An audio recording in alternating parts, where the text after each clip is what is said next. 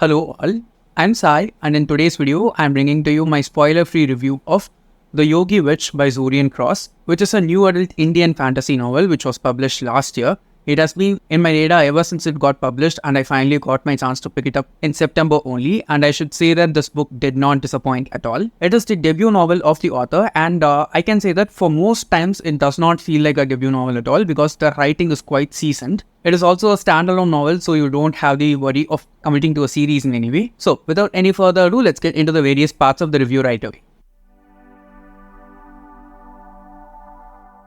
Starting with the plot as usual.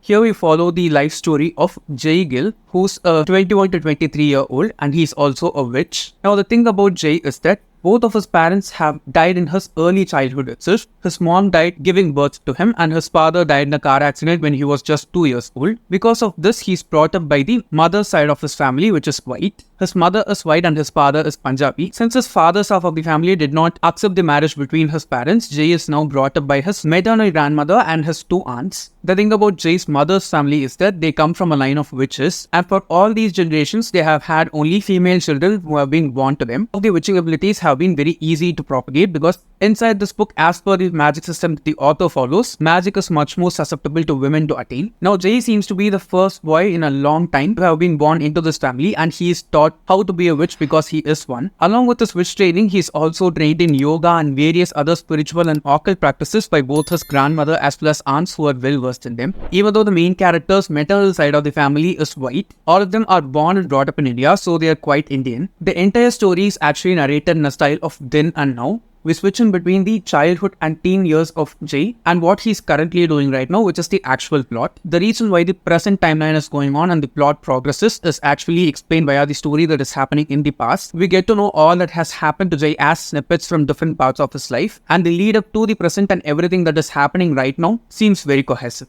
Moving on to the characters. For most of the book, we just follow Jay alone, and the story is, for a maximum part, narrated from his point of view, that is the first person's point of view, and at times we also get the story from third person point of view as usual. So along with Jay, we have his family of three, who are his grandmother Adele and his two aunts Meg and Claudine. These four characters are those who keep the story moving continuously personally for me. Apart from them, we also have this neighboring family of Veer and his step-parents who move into the huge house next to that of Jay's. Now, Veer is Jay's love interest, and the queerness that is shown inside the book is really nice. The representation of such characters is not that much done in our Indian books, but I can say that in this book, the author has done it really well. And the thing about Jay is that even though this is an Indian book and all the characters whom we see here are Indian in some way or the other, the main character, that is Jay, mostly felt white to me, and I can see why, because he is brought up by white people even though they are Indians, but everything that they follow for most part seems very white and not Indian to me. So that was quite irritating at instances, because I was going in for an Indian character who's a witch that's moving the story forward, but because of the lack of Indianness in his family and in his character that is portrayed, it was quite disappointing in that aspect. Apart from that, I cannot say any complaints about Jay's family because all the three adults who are caregivers for him, that is his grandmother and aunts, are shown as clearly mature adults, and there was no instance during which any one of those three characters was acting out at all. They are quite secretive and they are also bringing up Jay in a really beautiful way. You can see that the author has taken so much care to show that and push it forward properly without, overdoing anything in any way. When we come to the antagonist side of the story, I cannot reveal who they are because it is quite mysterious, and you'll have to read the book in order to understand who the antagonists are. There's more than one antagonist, and I should say that all the antagonists just felt so weak, okay? And they all felt very stereotypical also. They were literally like mustache twirling people who felt very two-dimensional and not that much with character or layers at all. So yeah, the protagonist side of the story was strong, but the antagonists were like miserably weak. Moving on to the world building. The best part about this world building, if you ask me, is that it keeps the real world as such and adds on the magical elements really well and blends everything together seamlessly. It's an urban fantasy. The story is actually happening in present day Delhi, and along with all the mundane natural things that are happening just like in our lives for the main character, he also has so many layers of magic and spirituality which are going on in his life because of the profession that he's in and because of all the situations that life puts him into. Another interesting thing which I liked about the world building is that the author did not solely depend upon Indian lore and Indian culture alone. he brought up different spiritual practices from different parts of the world and different cultures so that it felt like something for everyone that everyone can read, understand, and feel connected with in a way. It is clearly a soft magic system. Okay, it does not like there are so many rules of how the magic works here. There is magic, people are able to access it. Not everyone is able to, but the people who are able to don't have that many limitations, if you ask me. It just feels like with experience, wielding the magic just becomes easier for them. And I said, right, there are different cultures whose spiritual beliefs are brought into the book. While doing that, the author does one mistake alone, and it is that she info dumps so much at multiple places. And it felt like this is not necessary for the story at all. I can understand that you have the knowledge, but there's no need to show it off here. So at times it just felt irritating and frustrating for me. But that's not like even a huge roadblock if you ask me. If you're getting like 10 pages of stuff that is necessary for the book, you get like 1 or 2 pages hardly of stuff that is not actually required. But reading that also gives us some knowledge of different things which we are not aware of. So it has both a good side and a bad side. The bad side being that it does interrupt the story at instances and makes us lose the beat. But as a whole, this world is really nice to read, and I can see that the author has a lot of potential to build up more stories with the same kind of background and same kind of world that he has experimented this first book with. And I really think that he's not just going to stop with this character in this world, and he's also going to bring more others, like creating a universe for his own. Let's just wait and see. Now moving on to the writing, I should say that the author has a decent prose style, okay? In the beginning, it just does not feel like a debut novel of the author at all. I think the first 50 to 100 pages of the book has been brilliantly edited because it does not feel like a debut work at all. It does feel seasoned at multiple instances.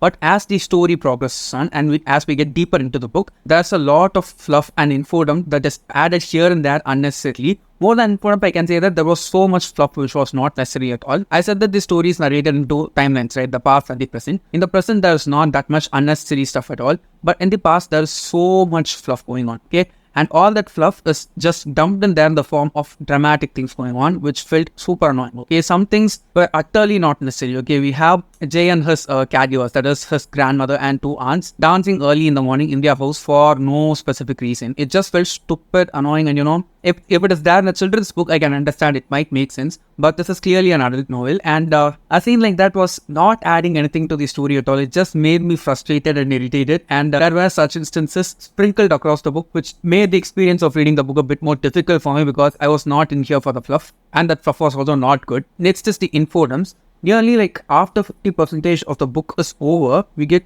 2 to 3 chapters full of infodump explaining some of the plot points for us, which just felt very amateur. Okay, I was not expecting that from this book after having gone through that much into the story. I cannot reveal anything because it will spoil the book for you. But while you're reading the book also, I'm sure that you will be able to understand that there are like 2 chapters, nearly 60 to 70% into the book, where there is an overload of data, and with that data only we can process the rest of the book. It could have been stretched out and explained here and there for the first 60 to 70%, but the author did not do that. He just went forward to all that extent, adding all this unnecessary fluff and then dumping it all together in those 2 to 3 chapters, which was quite irritating for me. And the one last thing which I did not like about the writing is that all the characters whom we see here are Indian, but Jay and his family did not feel like Indian characters at all.